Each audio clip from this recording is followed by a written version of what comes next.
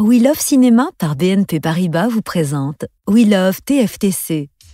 Je te dis hey! Je te dis hey! Je dis ho, ho, ho! C'est génial! Bienvenue dans ce nouvel épisode du podcast We Love TFTC de We Love Cinéma. À mes côtés dans ce studio, Guillaume et Aurélien. Comment ça va? Ça va et toi? Et toi? Très bien, ça fait longtemps, mais oui, la dernière fois c'était à Cannes. Ouais, c'est vrai. Voilà, c'était pas mal, hein? C'était pas mal la croisette. Magnifique. Aujourd'hui, nous avons le plaisir de recevoir Jérôme Niel. Comment ça va? Bonjour, et merci, ça va très bien. Alors, est-ce que tu peux te présenter pour ceux qui ne te connaissent pas? Eh bien, je suis Jérôme Niel, acteur et auteur évoluant dans l'hémisphère sud. Très bien, je note. Voilà. Dans cet épisode, nous allons parler d'un film qui a bercé ton enfance et ton adolescence, à savoir Sacré Robin des Bois.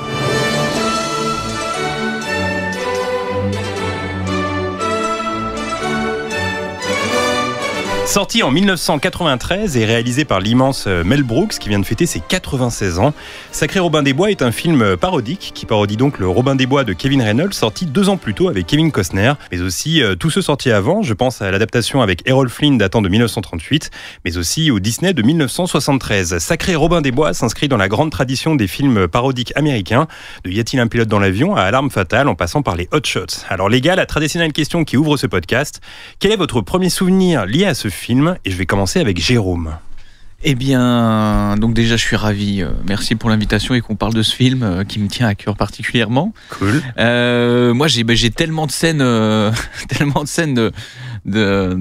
Sacré Robin des Bois, mais j'en ai une qui me vient à l'esprit, qui est une sorte de mini clip un peu rap, où il y a donc des gars habillés un peu en Robin des Bois, en avatar de Robin des Bois en collant, et qui font un rap. Alors moi, je parle bien sûr de la version française, parce qu'à l'époque, c'était en version française, donc c'était vraiment des yo, yo, yo, écoute ça. Et c'était genre, mais hilarant avec mon petit frère et mon grand frère.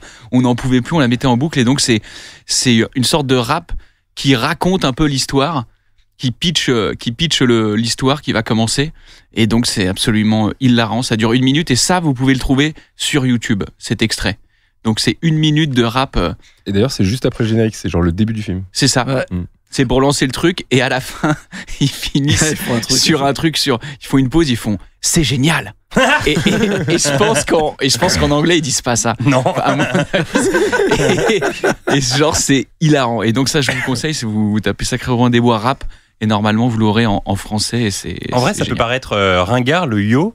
Mais aujourd'hui, ça existe encore parce que les gens disent yo avant de dire bonjour. Yo, tu le dis toi? Non, moi je le dis pas, mais yo persiste finalement. En texto, en tout cas, moi je le dis beaucoup. Bah tu vois, Ouais. finalement, ça savait pas si ringard que Vous ça. dites Ziva ou pas? Ziva, non? Ziva, non. Ouais. Je me souviens, mon oncle, quand on parlait un peu Kaira à la maison quand j'étais ado, il disait yo Ziva la cité, mais personne dit ça. Yo Ziva la cité. L'enchaînement. Yo Ziva la cité. beaucoup, Non, ça veut rien dire cette phrase en plus. Mais est-ce que du coup, t'as un souvenir d'époque de comment tu le regardais? On en parlait en DM et tu me disais que c'était une cassette que tu regardais avec ton frère, je crois. Ouais. C'est vraiment au niveau de l'emplacement de souvenirs, ça donne quoi? C'est la cassette, donc on avait plein de VHS enregistrés, qu'on avait enregistrés, il devait passer sur Canal à l'époque ou quoi. Et donc on le ponçait absolument tous les mois. Et dans ce petit placard à 1000 VHS qu'avaient mes parents et nous, quoi. Et on le regardait dans le salon à chaque fois. Vraiment, ouais, 1 fois par mois facile. Il y a eu une époque où on n'arrêtait plus, quoi. On n'arrêtait plus, on le remettait. Et c'était peut-être une cassette où il y avait un 2e film d'ailleurs. Et peut-être, je me demande si on les a encore. Et si on l'a encore, il faudrait que je demande à ma mère de retrouver pour voir si on l'a encore et quel est le film derrière. Il y a ce truc où quand t'es jeune, ça te gêne pas de voir la même cassette peut-être même 10 fois par mois ou 15 fois par mois. C'est fou. Surtout quand tu l'enregistres à la télé, la pub du milieu, elle fait partie du film. Tu connais par cœur. Ouais. Tu vois, moi je me souviens, j'avais la cassette des Goonies et je serais capable de te dire toutes les pubs qu'il y a, tu vois. Ça enchaîne sur la pub mousseline et puis après il y a un truc pour la machine à laver, etc. Vraiment, je connais toutes les pubs comme je peux connaître le film, c'est assez fou, quoi. C'est quoi ton premier souvenir du film, Guillaume, du coup, vu que tu l'as pas vu? J'avoue que je l'avais jamais vu et je l'ai vu pas en entier tout à l'heure. C'était un super souvenir. Moi, c'était dans mon salon sur un ordi. En mangeant du riz blanc. Voilà, en mangeant du riz blanc. C'était bien, mais je l'ai pas fini du coup. Et alors, est-ce que t'as aimé le début? J'ai beaucoup aimé le début. Effectivement, c'est un peu l'humour qu'on aime, hein, mais notamment une scène où je me suis dit, c'est vraiment très bête, où il doit traverser un pont. et il se bat avec un gars avec des bâtons. Petit Ah ouais, Jean. Le petit grand Jean. bâton se casse, du coup ils ont un bâton moyen, et après le moyen bâton se casse, et ils sont des mini bâtons, et ils continuent à se battre au bâton, et il lui tape sur les mains, il a aïe, oui. Ouais, c'est génial. C'est très très con. Oh là Et toi, là. Aurélien? Eh bien, moi, quand j'étais au collège, j'avais un pote, mon meilleur pote, je pense, il était fan de parodie. Donc, je suis allé le voir au cinéma, ce film. Oh. J'avais 13 ou 14 ans, je crois. Oh, Donc, génial. je l'ai vu au cinéma. Et tu sais, c'était ces séances de ciné où tu y allais, mais tu sais, c'était un peu un spectacle. Tu y allais qu'avec tes potes, tu sais, tu foutais un bordel dans le ciné. Et tu venais pas pour voir le film, tu venais pour participer au film, tu vois. Donc, dès qu'il y avait une vanne, tu te levais, t'allais chercher des trucs, t'avais un pote qui était à l'autre bout de la salle. On s'envoyait des Oh popcorn. là là, J'ai jamais vu ça. Jamais vu ça de ma T'es vie. ce genre de gars là? Non, mais c'était le samedi après-midi, Aïe, il y avait, aïe, aïe. il y avait pas grand monde dans la salle. T'as Je pense agacé la que séance c'est des gens. C'est pas un film qui a fait énormément Ouais. d'entrées, et en vrai, je pense qu'il y avait que nous dans la salle, tu vois. Je me rappelle même où on était positionnés et tout. On s'envoyait des vannes.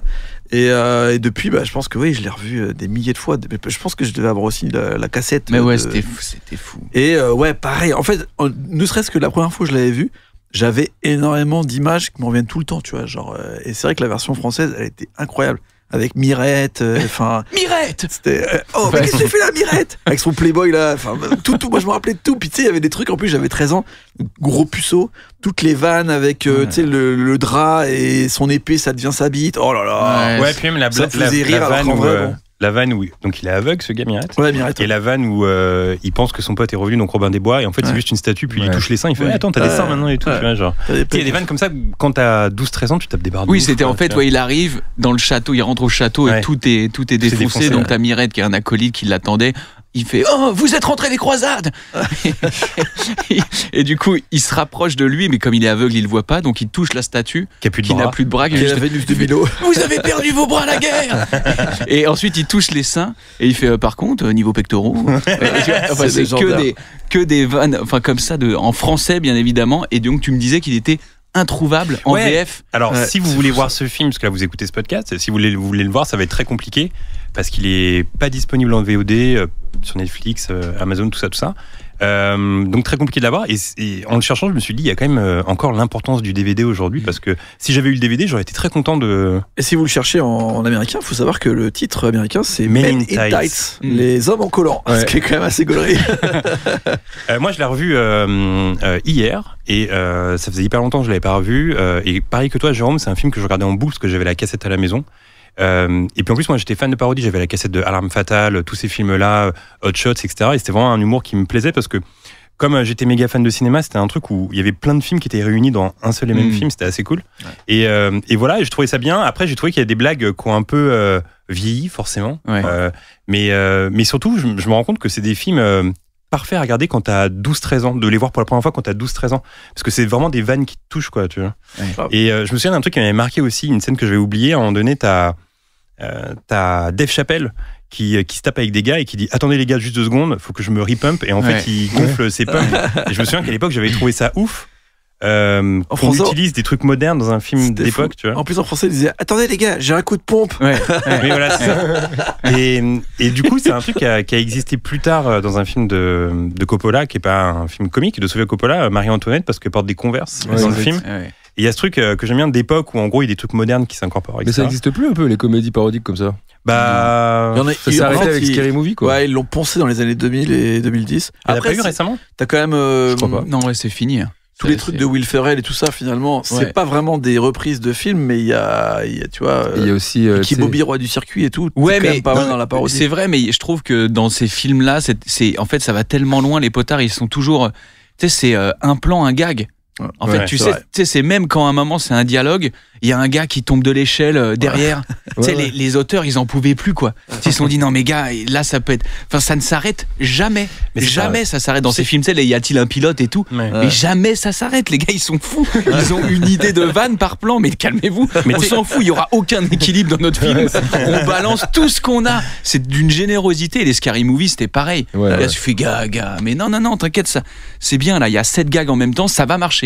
Mais Y a tu pas vois, de problème. en fait, t'as résumé ce style-là parce que je me souviens que sur la cassette, je l'avais déjà dit dans le podcast, mais sur la cassette de Alarme Fatale, un truc qui m'avait marqué, derrière, il y avait marqué un gag toutes les 15 secondes. C'était la promesse du film. Ah bah tu vois. Et je me souviens que j'avais compté, et effectivement, parfois, c'était même 7 secondes. Un gag toutes les 7 Mais secondes. gars, quoi. ça s'arrête jamais. C'est des Ouais, malades. c'est ouf. C'est trop drôle. Et d'ailleurs, en parlant de ça, il y a ce truc aussi où je pense que ce qui nous plaisait dans le fait d'avoir des cassettes comme ça quand on était jeune, c'est qu'on n'avait pas vraiment accès au rire dans le sens où il n'y avait pas YouTube. Donc finalement, quand on avait un objet comme ça à la maison, c'était un peu le seul moyen de rigoler parce que quand t'as 2-3 films comiques, aujourd'hui, ce que je fais quand t'as envie de te taper des barres, tu vas sur YouTube, tu tapes des scènes comme ça, tu te la remates, tu rigoles. Mais à l'époque, il n'y avait pas ça en fait. Ouais. Donc j'aime bien cette phrase de j'ai envie de me taper une barre. Bon, j'ai envie de me taper une barre. je me dis ça, allez, je vais aller sur YouTube. Ça chez moi, me taper une barre, une bonne barre. Et non, et aussi, quand même, je voudrais toucher 2 mots sur Mel Brooks parce que bon, là, il vient de fêter ses 96 ans. Et c'est une légende de l'humour, etc. Il a écrit des choses extraordinaires. Mais aussi, ce que je trouve fascinant avec la carrière de ce gars, c'est que, et ça, on le sait un peu moins, c'est qu'il est producteur de La Mouche et d'Elephant Man, quoi. Ouais. C'est lui qui a produit ces 2 films qui sont pas des films comiques.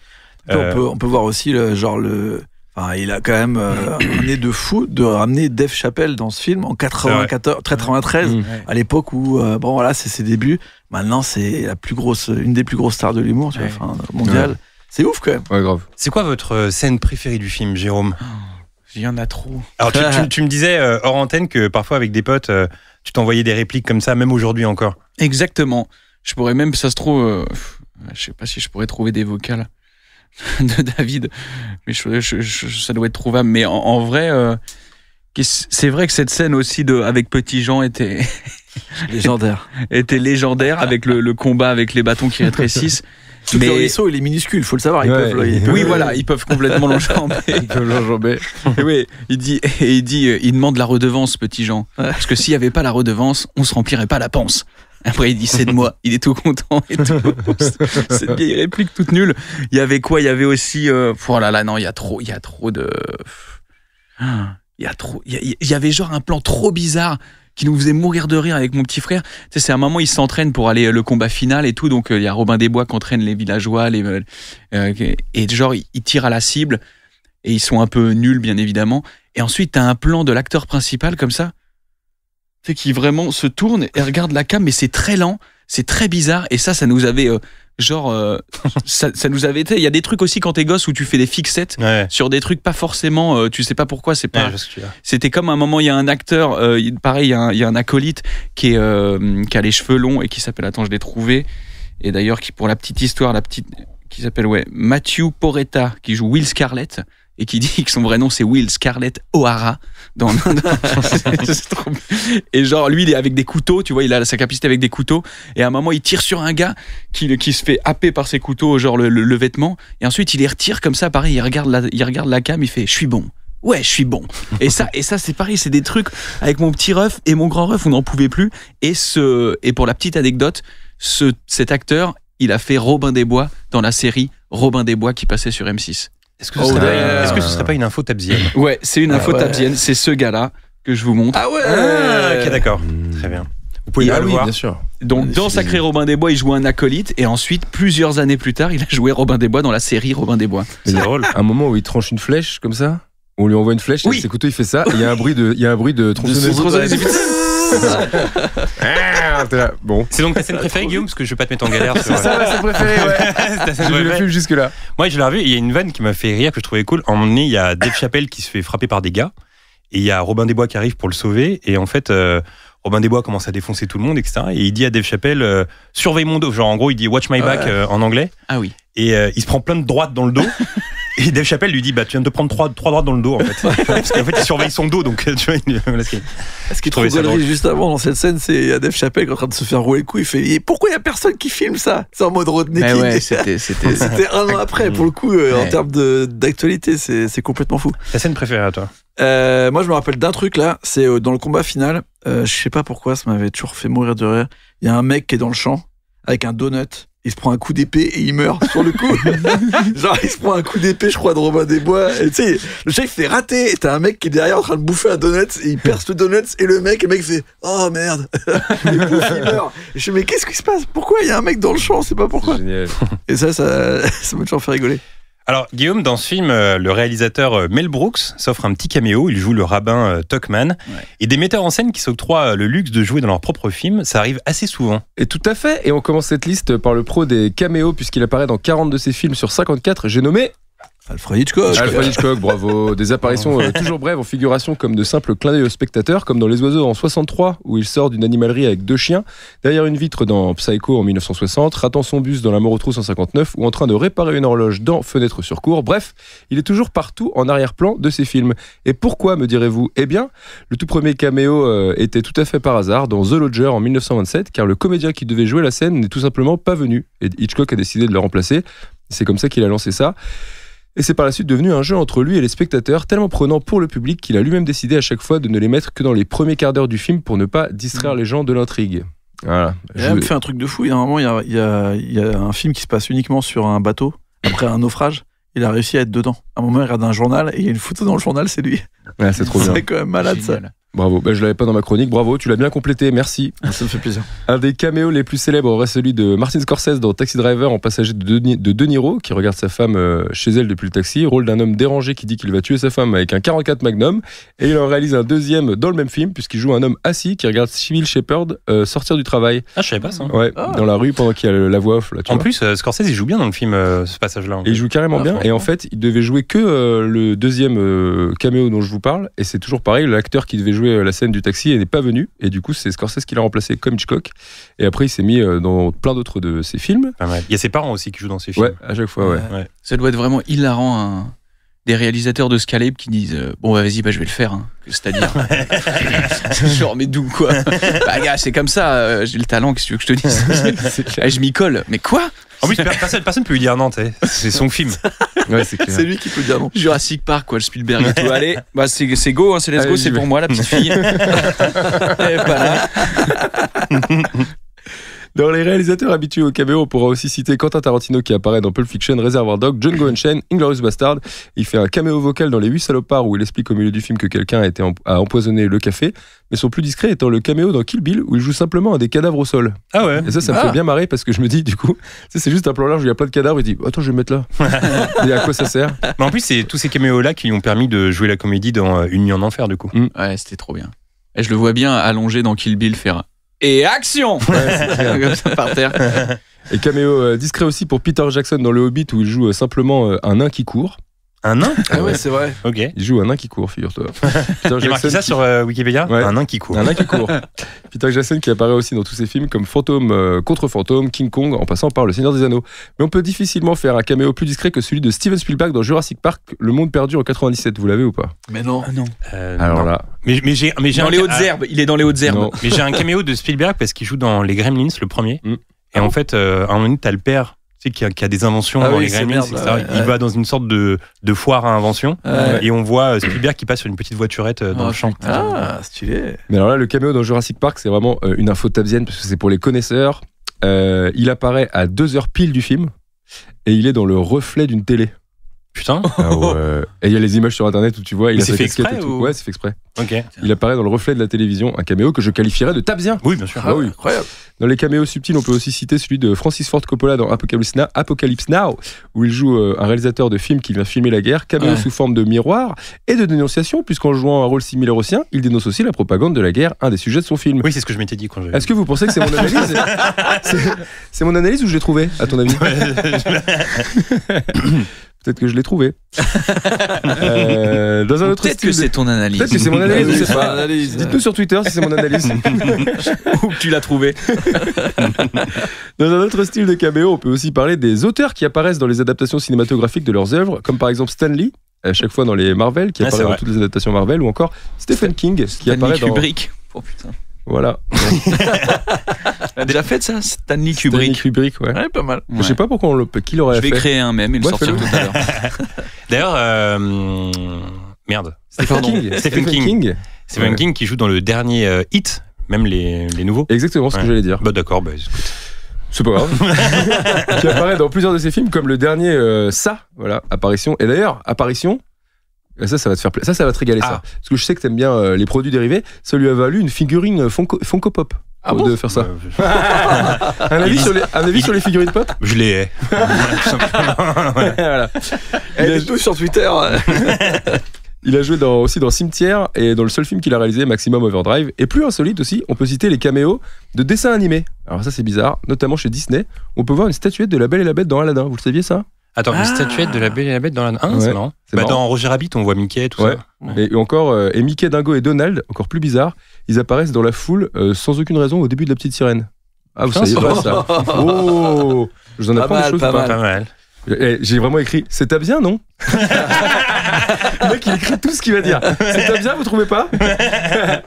Évidemment, il y en a pléthore et on voit qu'on pense à Xavier Dolan dans Mommy, François Truffaut dans Les 400 coups, Gus Van Sant dans Wyatt Private Idaho, putain, j'ai du mal à parler, Oliver Stone dans Wall Street ou Michael Bay dans Armageddon, et j'en passe. Bonus aussi, même s'il ne s'agit pas vraiment d'apparition à proprement parler, John Landis a poussé encore plus loin le concept de caméo, puisque dans chacun de ses films, il fait apparaître un personnage de son film précédent. Ouais. Le singe de Schnock, il apparaît dans Un fauteuil pour deux, les patrons du personnage de Louis dans Un fauteuil pour deux apparaissent dans Un prince à New York, etc. Ça, c'est pas mal. Ouais, c'est fou ça. Et il aime aussi faire jouer ses potes réalisateurs dans ses films, comme Steven Spielberg dans Les Blues Brothers, David Cronenberg dans Into the Night, Sam Raimi et Dario Argento dans Innocent Blood, et George Lucas dans Le flic de Beverly Hills 3, figurez-vous.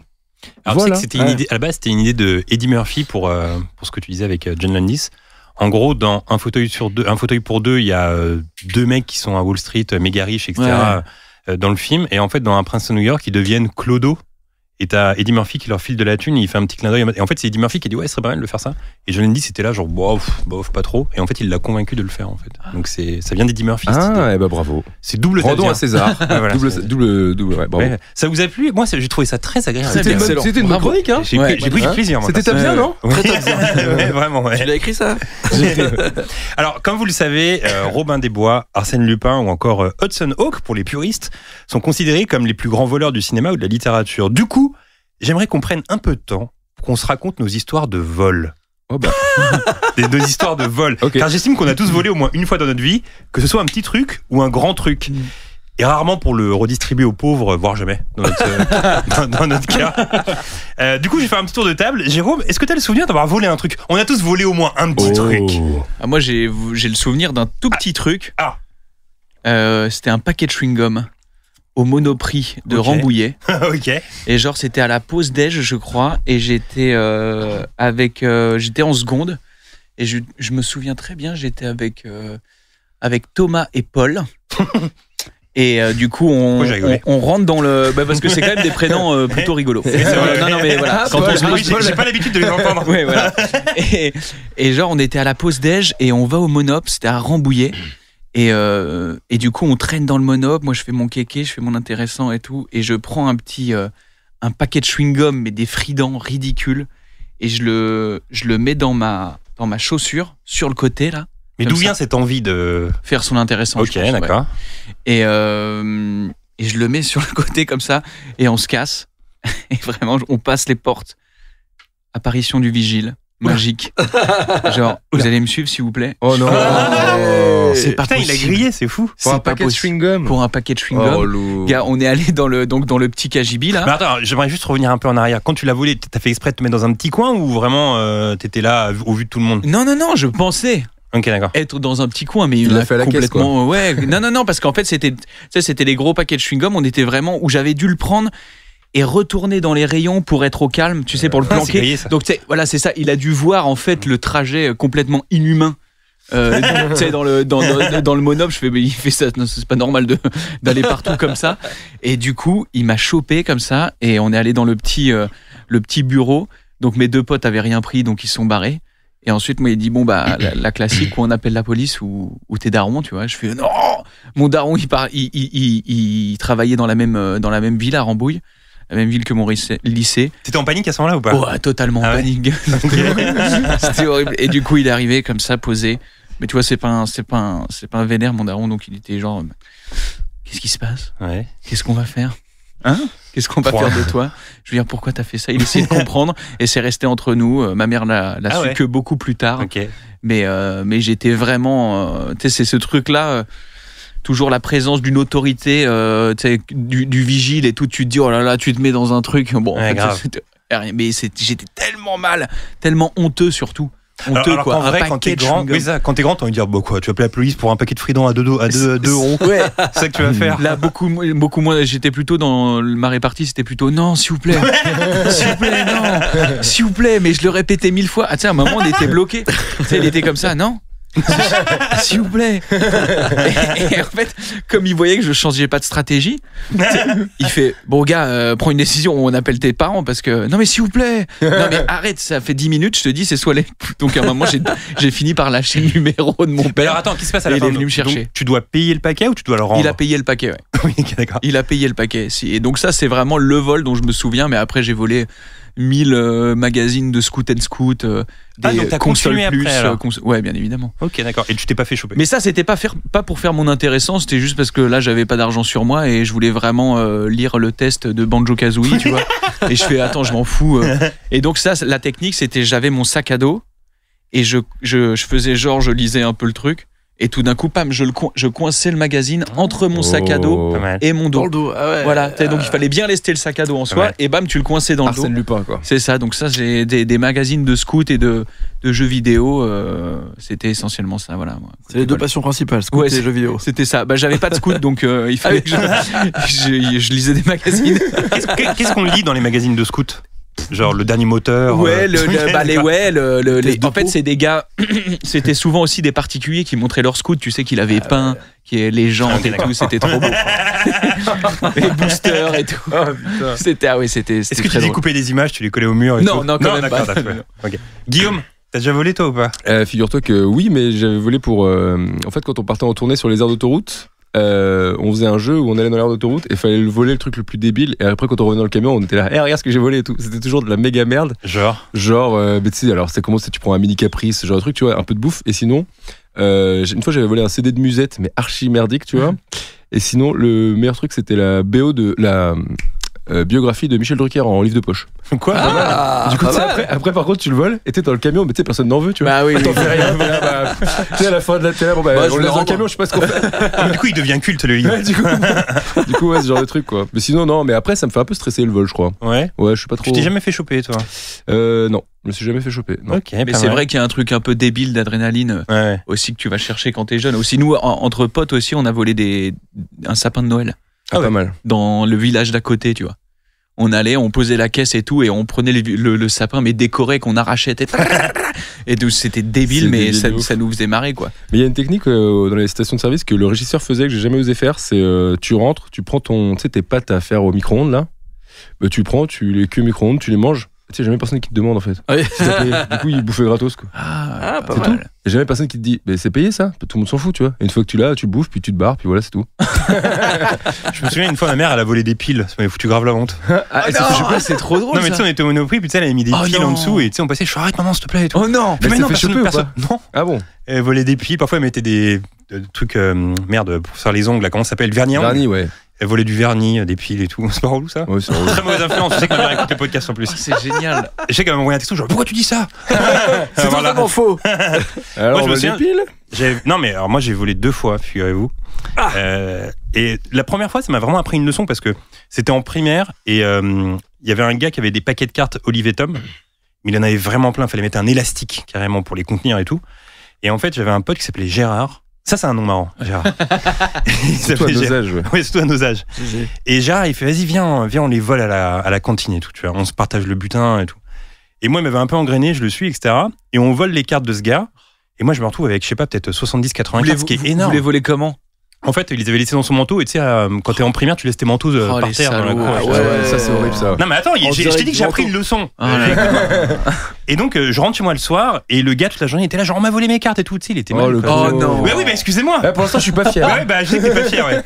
Et donc, je rentre chez moi et j'ai toutes mes cartes Olive & Tom, etc. Et en fait, je passe une nuit horrible. Je me sens vraiment mal. C'est la première fois de ma vie que je vole. Tu sais, ça me ressemble pas. Je l'ai suivi, le gars, etc. Ça, c'est pas du tout une info tabzienne. Non, ça. pas du tout. Ah non. C'est Tabs Et donc- Connard. Tabs Connard. Non, mais c'est Tabs Connard. Une C'est comme Tabs si- Connardienne. Aucun effort, Non. tape connard. Et donc je me retrouve avec ces cartes.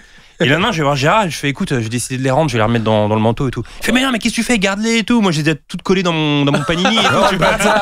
Putain, Gérard. Lui, il a Il a aucune zéro race. culpabilité. Il avait bien dormi, le gars. Lui, c'est un taps connard. Gérard, à fond. Et bon, bref. Et en fait, moi, à la cantine, bah, j'ai tout remis dans son manteau. Le midi, il a jamais su que c'était moi, les remise, et il a retrouvé ses cartes comme ça, et j'ai rendu toutes les cartes Olive & Tom. Il devait être égaré quand tu les avais encore dans son manteau. Il te dit, ah, finalement, c'est dans mon manteau. Ouais, bah oui. Complètement con. Et Non, donc, mais sinon, il s'est dit, mais attends, Attends, mais il en manque quand même la moitié. Qu'est-ce qui s'est passé, quoi? Il devient fou, le gars. Ça Je dis, mais pourquoi celle-ci et pas les autres? Moi, on m'a déjà fait ça, on m'a volé des BD. Je me souviens de ça. Et sauf que la technique, c'était genre, je prête des Marvel à un gars, tu vois, avec qui je m'entendais grave bien. Un jour, je lui dis, bah vas-y, tu me les rends lundi, tu vois. Et il fait, ouais, il m'arrive un truc de ouf et tout. Je suis désolé. Alors que tu sais, on est en 6ème, tu vois. Il m'arrive un truc de ouf. Mon père, il est rentré dans ma chambre. Et genre, je lisais mes Marvel et je faisais pas mes devoirs. Il a pris les Marvel et il les a déchirés, il les a tèges. Je suis désolé. Et j'étais là, oh non, c'était mes préférés, tu vois. Et un jour, genre, je sais pas, un mois après, je vais chez lui, tu vois. Oh non. Et je vois mes Marvel. Genre les mêmes. Et je dis, c'est à moi ça? Et il fait, non, je les ai rachetés. Mytho. Et du coup, je me suis fait baiser. Bah, j'aurais dû lui dire, bah, donne-les-moi. Bah, dans ce cas, rends-les-moi. Bah oui, c'est clair. Ouais. Pourquoi j'ai pas dit ça? Bah, parce que t'es probablement une victime. Allez. Je crois que c'était ça la raison. Ah, moi, le plus gros vol dont j'ai été victime, ça, c'était horrible. C'était, bah, justement, je pense que j'étais au lycée. Je pense, deuxième première ou terminale. C'était un iPod. Putain, ça fait mal ça. Tu sais, mais les iPods, tu vois, c'était très les précieux. premiers iPods où il y avait plus la roulette. Ah. C'était la génération d'après, beaucoup plus fin. Et tu sais, c'était tactile. Et pareil, entre deux cours, tu sais, les salles, elles sont ouvertes. C'était c'était pas un gros lycée. Et du coup, toi, tu vas dans la cour. Et je me souviens, ensuite, je retourne en classe. Bah, bien sûr, tu sais, mon manteau, il était posé sur la chaise. Du coup, je fais les cours, tout va bien comme ça. On termine la journée. C'était vraiment la dernière heure, je pense. Tu vois, c'était après la pause de 16h. Il me restait 1 heure. 50 ans en Yvelines. Je remets mon manteau. Je vais prendre le train. Et là, pour écouter un peu de musique, je mets les mains dans les poches. Et je te jure, oh là là, la montée. T'as une grosse pression. Là. Oh la sueur, gars, c'est fini. C'est horrible. T'es comme ça, avec le train qui part. Est-ce que t'as eu le fin mot de l'histoire? Non, j'ai jamais su qui s'est battu. Mais Petit mal de bide et tout. Ouais, non, horrible. Ah, ça se... J'ai donc volé des cartes Olivier Tom et j'ai volé une deuxième fois, mais je pense que ça va être le gros coup autour de cette table. Ah, aïe, aïe, aïe. En fait, j'ai volé un gosse. Que j'ai encore d'ailleurs. En fait, on va aux galeries avec un pote, avec mon pote Flo. Et puis, à l'époque, c'était bien que j'ai 1999-2000, un truc comme ça. C'était la mode d'une marque qui s'appelle Homecore. Ça vous parle ou pas? Oui, bien sûr. je connais cette histoire. Ah, tu la connais ça? Oui. En fait, il y a 3 logos. Il y avait une flamme, une croix. Ça vous parle ça, Homecore? Bien sûr, bien Tu as sûr. parlé de la Homecore, veste. Exactement. Et Homecore, ça coûtait hyper cher à l'époque. Bien sûr. Et puis voilà, et quand t'avais du Homecore, t'augmentais tes chances de peu près 60% pour baiser des meufs. Ce qui n'était pas non négligeable. Et donc je me dis, il me faut. Pour JB qui était à -20. Et donc il me fallait un truc Homecore. Et donc j'y vais, et il y a une veste comme ça que j'essaye qui vaut 300 ou 400 euros, un truc comme ça. Oh non, mais à l'époque, c'est j'y vais. immense 300-400 euros. Mais même maintenant, hein. Mais même maintenant, attends, oui, non, mais excuse-moi. 300 euros une veste Homecore, non, j'y vais pas, non. Oui, mais 300-400 non. euros, c'est fou, quoi. C'est le prix d'une console à l'époque. Tu vois, Ah ouais, t'imagines? non. Et bon, bref. Et en fait, je l'essaye et tout. Et mon pote, il dit, mais attends, mais par rapport aux autres vestes, il n'y a pas le truc en plastique qui va sonner à la fin et tout, tu vois. Je fais, ah bon et tout. Il me fait, vas-y, bah, tu sais quoi, tu la mets. J'avais un trench. Il me fait, tu la mets sur ton trench et tu te barres, tu vois. Et je suis là, genre, waouh. C'est un gros objectif qui me lance là. Et là, je me dis, putain. Et lui, il commence à me chauffer. Il fait, vas-y, fais-le. Je te jure, ça a marché. Donc là, vous êtes dans le magasin. Là, il est dans le magasin et tout. Et moi, je suis dans la cabine d'essayage. Il fait, regarde, tu l'essayes, tu mets ton trench par-dessus. C'est quoi Et ce tu vieux pars et coach tout. de vol? Mais fais-le, toi. Non, vrai, vas-y, est-ce que tu peux faire? Mais fais-le. C'est chelou là, genre, c'est vrai. GG, Flo. Mais bon, il me ces chauffe. mecs. Et donc, je le mets comme ça et je me dis, bon, allez, vas-y, je tente. Oh, putain. Sur un coup de folie, je tente. Oh là là. Et donc, je mets la veste en dessous de mon trench. Je sais que j'ai une veste à 300-400 euros en dessous. C'est énorme. Et je me dirige vers la sortie. Et là, il y a deux vigiles devant, etc. Genre, assez massifs, etc. Je me dis, putain, mais s'ils me chopent, c'est chaud, etc. Tu vois. Et donc, Gros stress. Ouais, gros stress. Je passe, stress immense. Et là, je m'attends à ce que ça sonne. Je suis préparé à ce que ça sonne. Et je passe, aucun bruit. Oh. Aucun bruit, mais je me dis, comme pour Jérôme tout à l'heure, ils vont me dire, monsieur, suivez-nous. Ce sera la deuxième salve, tu vois. Et là, rien du tout, tu vois. Et là, je sors, et avec mon pote, on se regarde, et en fait, on se comprend en un instant, et on se met à courir de fou, quoi, tu vois. Et bah, finalement, il s'est rien passé. Je suis passé. Et cette veste, mais je l'ai tellement mise. Mais mon ils sont gars. venus te chercher Et y a chez pas- toi. Alors, toujours rien. J'arrive chez WAM et là, paf, les deux vigiles dans le salon. Tu le crois pas. Putain, donc t'as réussi ton coup. Ouais, j'ai réussi, et je ta l'ai mère, tellement et mise. ta mère, elle t'a pas dit, elle sort d'où cette veste?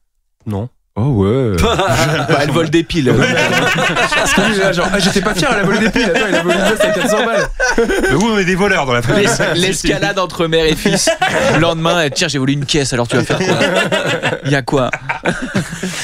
Et donc voilà, et donc cette veste, effectivement, ça m'a permis de serrer un petit peu. Ah cette ouais veste. Ouais, complètement. 60% plus. Mais, ouais, 40. 40.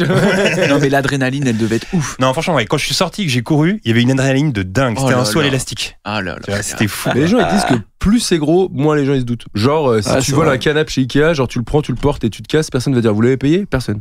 Apparemment. Ouais, mais tu vois, c'est possible. c'était inconscient de ma part parce que Mais le bon, mec il me faut disait. avoir des grosses couilles pour faire ça. Non, mais c'était inconscient parce que le mec il me disait il n'y a pas le truc en plastique, mais il aurait très bien pu y avoir, tu sais, les espèces de petits autocollants que tu mets à l'intérieur là pour que ça Ouais, sonne. ouais. Avant il y avait l'époque, ça et ça faisait une tache d'encre. Ah ouais Du coup t'étais Ça baisé. explosait. Mais non, mais après. ça c'est dans les billets ça quand Non, tu non, voles. non. Non, Il y ça avait le truc pouvait. rouge sur C'était les. pareil, ouais. Ok, très bien, je note. Peinture. Qu'est-ce que t'as volé toi, Aurélien? Moi, rien, mais j'ai été témoin de. Ah, t'as jamais volé? Non, Même pas pas un vraiment. petit truc? Il voulait être détective Non, mais privé. moi, voilà, Il était dans le j'étais. droit chemin. En plus, en vrai, ça se voyait de ouf sur ma gueule. C'est-à-dire que j'étais un clignotant à. Il y a une merde. Donc je le faisais pas. Par contre, j'avais des potes kleptos. Donc souvent, je me retrouvais dans des équipes. J'étais en vacances, par exemple, je me rappelle. Un rideau de fer d'une enseigne, style Monoprix. Non, je pense que c'était Carrefour Market, un truc comme ça. Qui Merci était pas d'avoir précisé parce que j'aurais été confus avec C'est Monoprix. important, non, mais c'est important. Et qui n'était pas tout à fait fermé, tu vois. Moi, je me dis, bon, il y a un mec qui est là, sûrement, en train de gérer ses affaires, tu vois. La nuit, hein, vraiment la nuit. Bah, mes gars, non. Ils se disent, tiens, on va aller faire un tour. Ils rentrent dans le truc, et à un moment, ils me disent, on va prendre tout l'alcool. Je fais quoi? Waouh. Et pour le coup, à 4, ils ont vraiment, alors qu'on était en vacances, hein, dans un appartement qui avait rien à voir, ils ont retiré, je pense, 200 bouteilles d'alcool. Mais non. En une soirée. Et ils sont vraiment sortis, comme tu dis, plus c'est gros, plus ça passe. Ils sont Et donc, venus, ils sont ont chargé sortis. la voiture. Même pas. Il n'y avait pas de voiture. On était à pied. C'était à une époque. Ils faisaient des allers-retours. Tout à fait. Ah ouais, vous aviez la nuit en fait. Voilà. Ouais, c'est. Et moi, après, je suis allé, parce que je dormais pas avec eux dans cette maison, mais quand je suis allé le lendemain, il y avait des tonnes de bouteilles d'alcool. Et ils voulaient y retourner, parce qu'ils avaient dit qu'il y avait encore des trucs à prendre. Mais ça Voilà, c'est bon. c'est ce genre de truc. C'est pas bien, mais c'est quand même un très bon souvenir de Oui, potes, bien de sûr. bande. Mais ils faisaient de- que des trucs comme ça. De Bravo. vol, gars, t'imagines. Ils étaient un peu klepto à l'époque. Tout Ils à l'heure, avaient tu des m'as petites un peu histoires. lancé là-dessus avec l'iPod. Est-ce que vous êtes déjà fait racketter, les gars? Ah oui, ça aussi, j'ai une histoire. Beaucoup de rackettés ici autour de la Non, table je ou me pas? suis jamais Zéro. fait raqueter. Ah Moi, bon? je me suis Ouais. fait. Ah, mais j'allais me on m'a lancer, mais proposé vu- de me raqueter. J'allais me lancer sur une Ah, histoire, tu mais t'es vu fait que raqueter. Si, moi, j'ai eu, moi. Ouais, moi j'ai envie ok. d'entendre. Ah non, rien, moi. Rien. Non, mais je sais plus si je l'avais raconté ici, mais en gros, quand j'étais en 6ème, je m'étais fait racketter par des gars. Ma mère, elle travaillait dans Ah, les... je sais. Ma mère, elle travaillait dans les bijoux. Mais. Et donc, elle avait plein de bijoux, etc. Et elle m'avait offert un truc en plaqué or avec, avec le signe du Verseau. C'est le truc que tu mets quand t'es petit, ça. Le pendentif, c'était le signe du Verseau. Alors que t'es Capricorne en plus. Il y avait juste le Verseau de dispo. Et donc, il y a des gars qui me raquettent le truc et tout. Et donc voilà, je suis vénère et tout. Et le lendemain, je vais au collège et il y avait un gars, c'est son grand frère qui m'a raquetté. Et je fais attends quand même, c'est ton grand frère qui m'a raquetté, il peut pas me rendre mon truc et tout. Il m'avait sorti cette phrase qui est culte. Il m'avait fait trop tard. Il en a fait une boule d'or. C'est culte. Genre il l'a fait fondre, mon pendentif, il en a fait une boule d'or.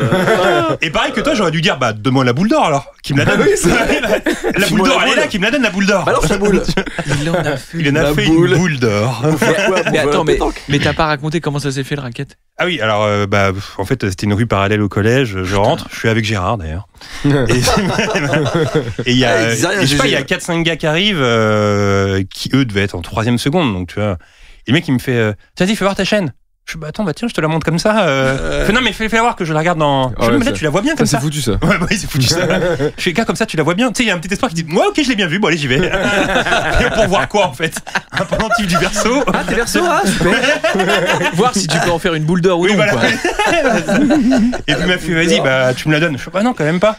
Il fait, tu me la donnes, sinon je te défonce. Bon, après c'est fini. C'est le mot Oh, magique. après, c'est foutu, C'est le mot magique. putain. Et puis, Le non, quand même pas, c'est à aucun moment que ça marche. Non, quand même pas. Ah bon, j'ai pas envie. Non, j'ai pas envie de te la donner. par contre, j'ai l'impression que toi tu t'es fait racketter, Aurélien.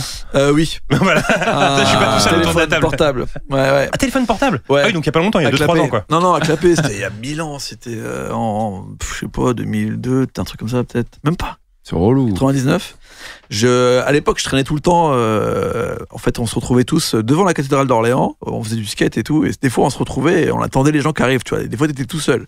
Et il y avait des grosses embrouilles entre des bandes qui venaient un peu partout et qui se retrouvaient aussi à la cathédrale et qui, tu sais, rackettaient les gens, se tapaient. Enfin, il y avait un peu des embrouilles. Tu vois. Cette fois-ci, j'étais tout seul. Il y a un gars qui est arrivé et à la base, il avait l'air. Juste cette fois-ci, j'étais tout seul. Ouais, C'était une fois. C'était la seule fois. Non, mais d'habitude, tu vois, t'attends 5 secondes, puis t'as d'autres gens qui arrivent, tu vois.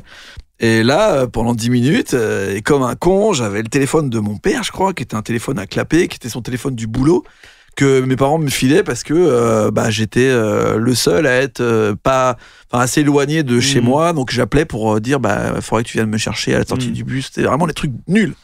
Et je devais jouer avec, tu sais, y avoir le serpent ou je sais pas quoi, enfin de la merde, vraiment de la merde. Et là il y a un mec qui arrive, s'assoit à côté de moi, qui avait l'air très gentil. Il me dit mec, tu vas trop m'aider, faut que je téléphone là, est-ce que tu peux me prêter ton téléphone? relou, ça. Et tu sais, je suis là genre en fait, j'ai envie de te le prêter, je m'en bats les couilles, reste là, tu vois. Et là, il me sort un mytho de l'espace. Et tu sais, c'est les pires. Tu sais, j'aurais préféré qu'il me dise vas-y, dis-moi ton téléphone, sinon je te mets une patate. Je sais pas, je serais parti en courant très, très sûrement. Là, il me dit par contre, faut que j'appelle, mais tu sais, je vais appeler de l'autre côté là-bas. Je lui dis genre, allez. Je dis, reste là, comme ça, je te vois. Parce que j'ai pas envie de t'entendre ce que tu dises et tout. Et là, le gars m'a fait un bail, je suis dans un petit parc. Derrière la cathédrale, et en gros il a pris le téléphone, il est rentré dans, il me dit ouais machin, il est là-bas, faut aller chercher le numéro, je sais pas quoi. Je fais ok si tu veux. Je dis j'ai pas la foi d'aller le chercher, tu vois. Et en fait il est rentré dans le bâtiment, et il y avait une autre sortie de l'autre côté du bâtiment. J'ai attendu 20 minutes gros, j'étais comme ça. Oh non. J'étais comme ça. Et après les potes qui arrivent, t'attends quoi? Un mec qui est parti avec mon téléphone, mais je pense que je l'enverrai jamais. Oh non. Et là, mon père, après, m'a juste dit, genre, il est où le téléphone? Le mec, il est parti avec. Non, mais c'était un racket en douceur. Ouais, il m'a embobiné, le frère. Ouais. C'est pour ça que sur le coup, je me suis dit, bon, allez. Avant d'enchaîner, je vais vous raconter une dernière histoire de raquette. 2001, métro Bobigny-Picasso. Je pense que si après on en raconte une, il va en raconter une. Là, il a monté d'un cran. Morel, il a raconté son histoire. Il s'est dit, vas-y, en fait, j'y vais. C'est bon. Non, mais figurez-vous, ça concerne pas moi, mais Mehdi, qu'on connaît ici dans ce podcast. Et donc, Bobigny-Picasso, 2001, on se trouve dans le métro. Et là, il y a deux gars. On a Foot Transfert dans les mains, un journal à l'époque qu'on achetait. Ronaldo en première page, Ronaldo vers Paris, le Brésilien, ça c'est jamais fait. Et donc on est en train de lire Foot Mercato dans le métro. Et là il y a deux mecs qui entrent, des gueules mon gars, on dirait qu'ils sortent de prison directement avec des cicatrices sur la gueule, etc. Vraiment il faut flipper, ils ont un regard et tout. Et là du coup tu sais on se plonge dans le Foot Mercato un peu plus parce qu'on se dit waouh attention à ce qui va se passer. Et le gars n'arrête pas de regarder Mehdi, tu vois. Ah putain. Et à un moment donné il parle à Mehdi, il fait toi là. Donne-moi ton portable. Ça va très vite. C'est très concis.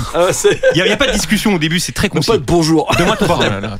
Et donc Mehdi commence à négocier. Genre, non, mais attends, j'ai pas de portable. Ici, si je vois le relief là dans ta poche, tu me files ton portable et tout. Et Mehdi fait, non, mais attends, machin et tout.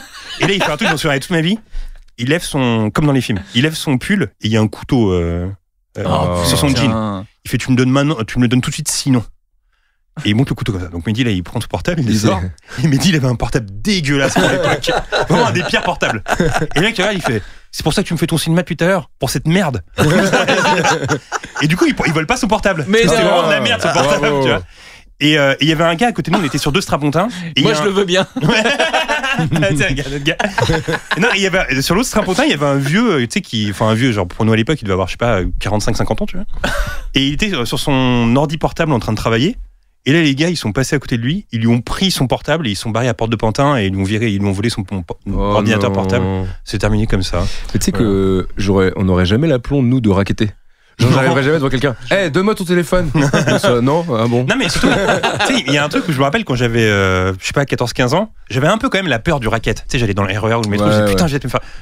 Aujourd'hui, à mon âge, je me le dis plus, tu sais, on est dans la trentaine. Je me dis plus jamais que je vais me faire racketter maintenant. Mais ça peut en vrai. En vrai, ça peut. Bah, carrément, tu vois, mais je me dis pas, je vais me faire racketter. Non, c'est sûr. C'est terminé. Après, c'est pas le même traumatisme parce que tu te fais racketter par des carrières de 15 ans et t'as 40 ans, t'es là, bon. Voilà, c'est relou. Hein. Non, mais surtout qu'en plus, je suis sûr que rétrospectivement, quand on repense aux gars qui nous rackettaient quand on avait 12 ans, bah, c'est des bouffons quoi. Maintenant avec notre âge de maintenant, on se fait racketter par ça là, par ces bouffons. c'est un peu relou.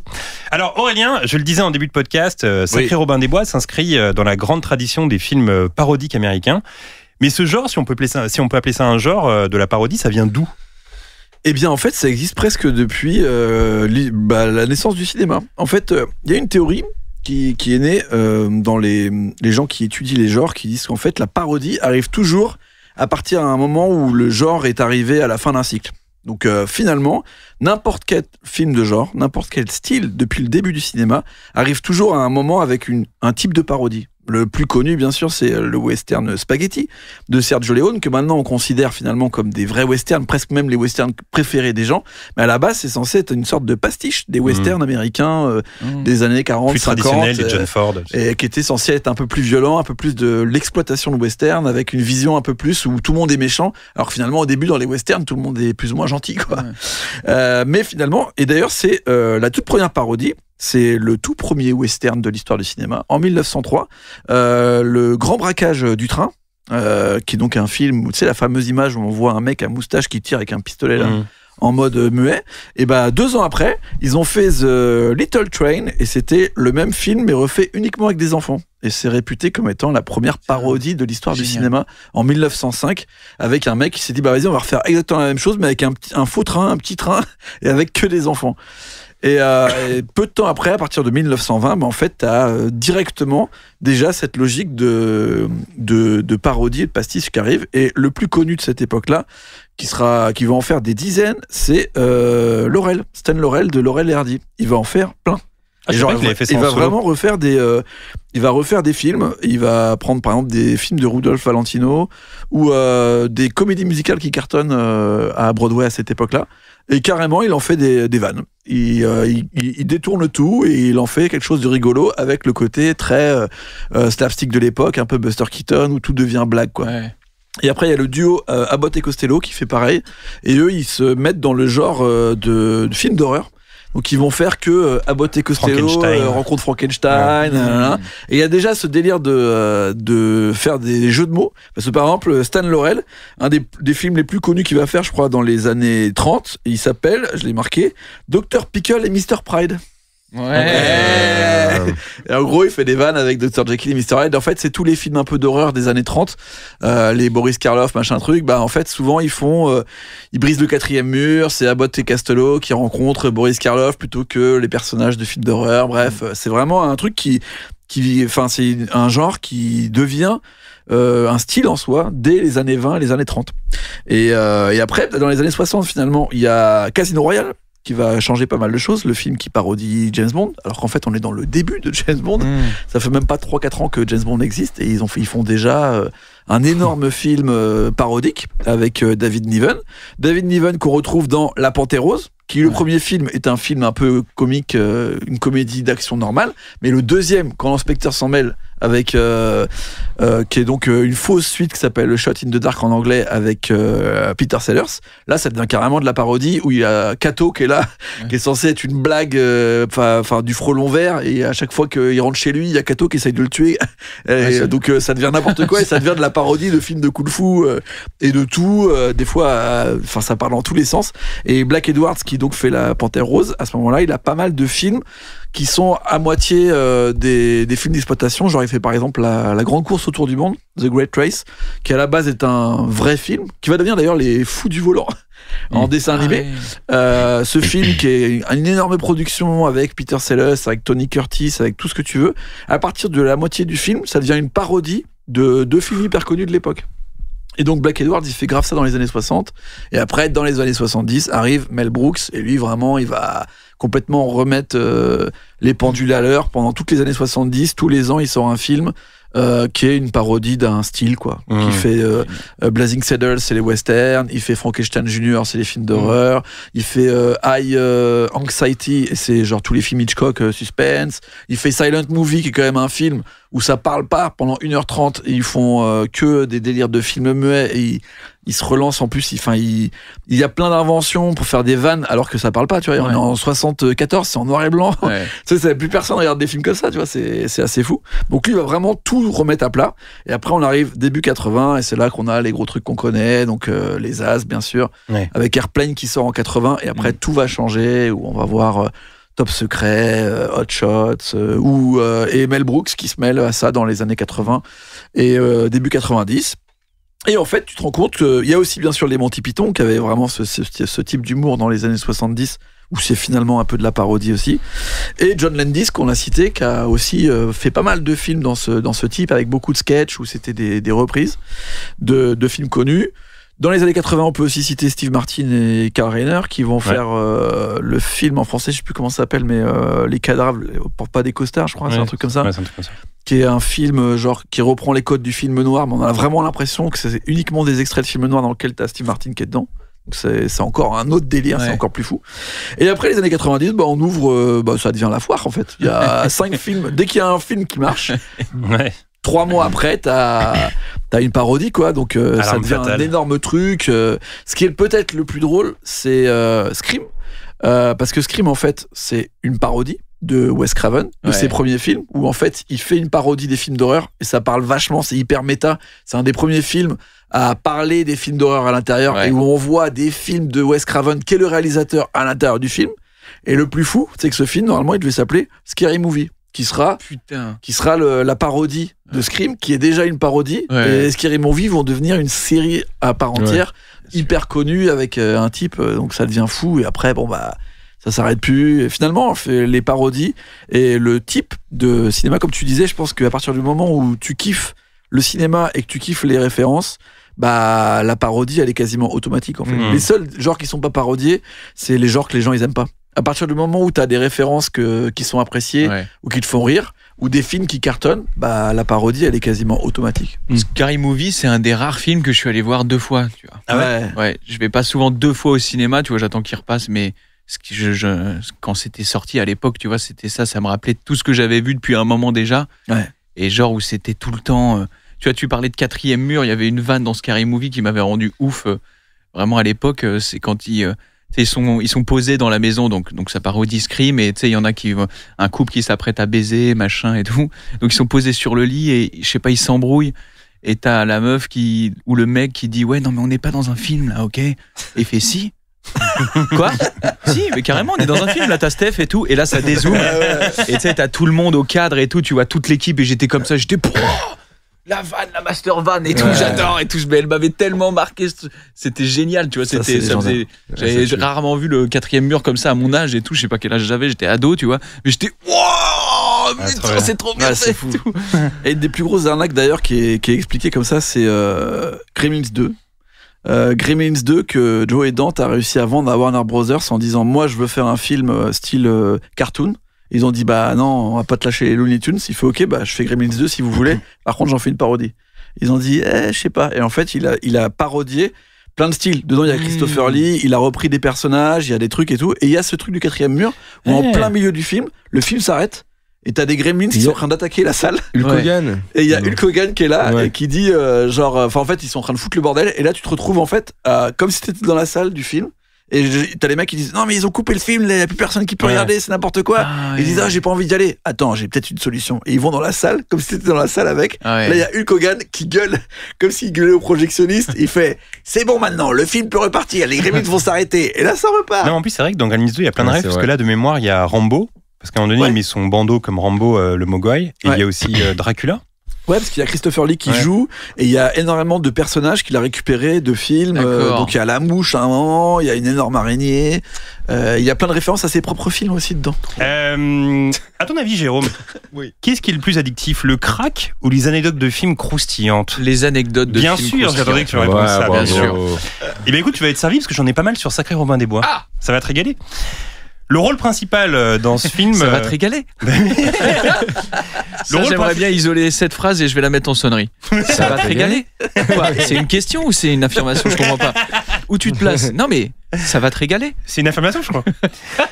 Le rôle principal dans ce film est donc interprété par Cary Elwes, acteur que l'on a pu voir dans Princess Bride, Dracula, Menteur, ou encore Twister et Saw. Et Saw, exactement, c'est vrai. Saw. Le premier. Mais c'est pas ça l'anecdote, figure-toi. Parce que ce que je viens de dire n'est pas forcément tabzien.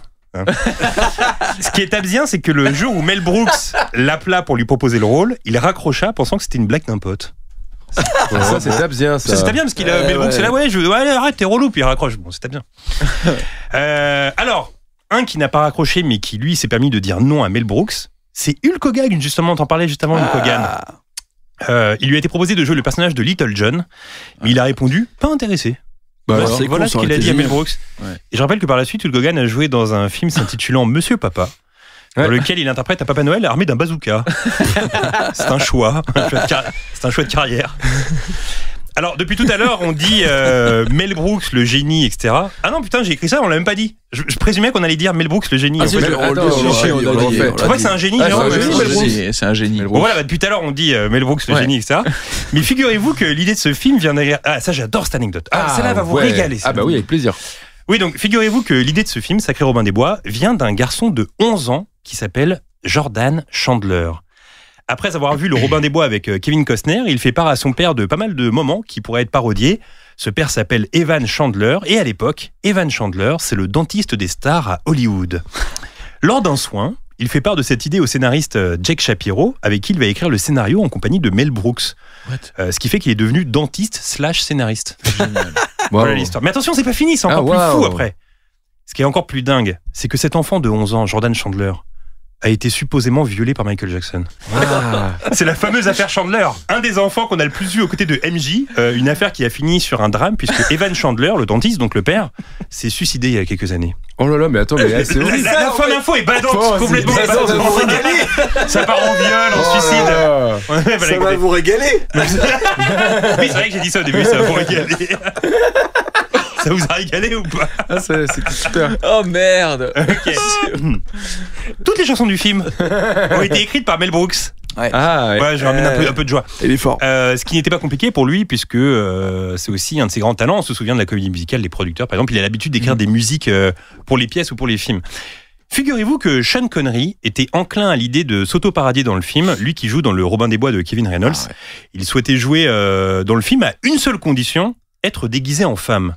Mel Brooks était OK, jusqu'à ce que Sean Connery demande $1 million pour une apparition de quelques minutes à l'écran. Il est génial. Terminé. Pas de Sean Connery dans le film. J'aime bien parce que ça fait vraiment, tu sais, ça avance. Bah nickel. OK et tout. Bah PAT, on tourne dans 2 semaines. Ouais, carrément, c'est 1 million et tout. Pardon 2. C'est-à-dire. Non mais la coupe, en fille, c'est ouais, OK. 1 million. Bah, c'est-à-dire, je comprends. Bah non, c'est fini. On arrête là. Fin. Je crois que c'est comme ça que c'est passé en vrai. Tu l'as vraiment raconté, ça avance. Et donc voilà, tout le monde était d'accord. Il a demandé 1 million. tout le monde était plus d'accord. C'était fini. Ça aurait été relou que tu demandes 1 million pour le podcast là. Je suis OK, 1 million. Ouais, vas-y, envoie-moi la liste des films préférés, OK. Je t'envoie la liste, je fais d'accord. On est à Sèvres à tout à l'heure. Bah je suis à tout à l'heure, 1 million, c'est ça. L'acteur Richard Lewis, que les fans de Curb Your Enthusiasm connaissent bien, joue dans le film Le Prince John. Oui. Et le tournage fut pour lui. D'ailleurs, il y a une très bonne vanne dans ce film-là, on a oublié de la mentionner tout à l'heure, c'est qu'à chaque fois, il a une mouche qui change de côté à chaque fois dans le film. C'est assez drôle. Et le tournage fut pour lui un enfer, puisque durant la production, il était atteint d'une hépatite A. Oh merde. Ce qui l'obligea à jouer toutes ces scènes avec plus de 40 degrés de fièvre. Quand tu reverras le film, tu diras qu'il a 40 degrés de fièvre à cause d'une hépatite. Le prince John. Ah ouais. Et il parvint à terminer ses scènes avant de passer quelques jours à l'hôpital à la fin, complètement exténué. Et pareil en VF. Franchement, en VF, il faut absolument que vous le trouviez parce que toutes les voix, elles sont absolument géniales. Et ça, je crois que c'est la voix de De Niro, mais un peu poussée. Ah ouais? Ouais, il me semble. Ok. Mais tu sais, qui est très joueur, quoi. C'est quoi une hépatite A? Ouais. Vous le savez ou pas, non? Ouais, ouais, c'est ça. Ok. Mais c'est grave. C'est cool que tu saches. Et enfin, Sacré Robin des Bois fait partie de ces films qui ont connu un succès modeste en salle avant de faire un véritable carton lors de la sortie en VHS, devenant peu à peu un film culte pour beaucoup de gens nés dans les années 80. Voilà, c'est bientôt la fin de cet épisode, mais avant de se quitter, le segment du dernier et de la dernière, tout ce que notre invité a accumulé culturellement ces dernières semaines. Jérôme, le dernier film que tu as vu au cinéma? Le dernier film que j'ai vu au cinéma, c'est Top Gun 2. Ah, bravo. Ouais, bravo. J'ai l'impression que t'aimes bien ce film. Non, mais en fait, figure-toi, je l'ai vu 3 fois au cinéma. Justement, tout à l'heure, tu parlais des films qu'on a vu plusieurs fois. Ouais. Parce que les circonstances font que j'y suis allé avec d'abord tout seul, avec des potes, puis après tout seul, etc. machin et tout. Et j'ai adoré, quoi. C'est trop bien. Mais alors, tu vois, je pense que je vais aller le revoir une deuxième fois. Pas mal. Ouais. Mais tu l'as vu dans quelles conditions la première fois? En avant-première. Non, mais genre sur un grand écran, j'imagine. Non, un tout petit écran, c'était sur une téloche. C'était très bizarre, c'est une avant-première particulière. C'était à Normandie, à l'UGC Normandie. J'ai connu des avant-premières dans des cinémas vraiment pas ouf. Non, c'est l'UGC Normandie, donc c'était fat. Et il y avait juste, le tome n'était pas là, mais il y avait une petite vidéo où il s'était filmé lui-même, tu sais, en face, quoi. Et il expliquait qu'il était très content de ce projet. C'était cool parce que il expliquait vraiment sa philosophie du cinéma et qu'il y a des films, il faut les voir en salle et point barre. Et il disait, on l'a fait pour ça et tout. Et toi, t'es là, mais gars, mais je te suis à 1000%, mon gars. Tu sais, mais il s'était stylé, c'était 2 petites minutes comme ça. Il disait, bon, voilà, c'est. En fait, les gars, nous, on taffe pour vous donner du spectacle, quoi. Et c'est vrai que quand tu regardes des énormes blockbusters qui sortent sur des plateformes et que tu regardes sur ta télé, finalement, ça a quand même une saveur différente. Et que lui, je pense que le jour.